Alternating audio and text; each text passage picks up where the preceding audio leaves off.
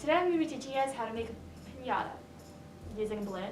With holidays coming up, it's just something fun for kids to do, and it's just an activity the entire family can enjoy. So what you're going to want to do is you're going to start with a balloon. You can get these at the Dollar Tree, super cheap.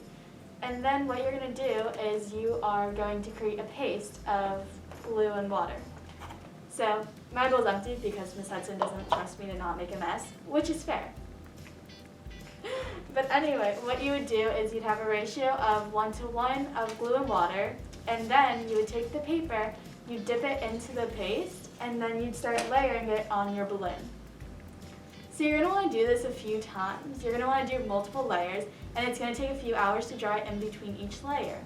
So once you're done with that, what you're going to want to do is, if you want to put in toys, you're going to take this knotted up balloon and you're going to pop it from inside. So that way you can have this little insert hole at the top, so you can fill it with candies and toys that you can break, so that way you can have the kids celebrate and get something fun out of it.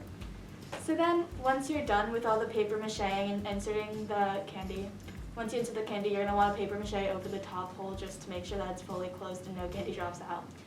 But anyway, once you're done, you can color it, you can paint it.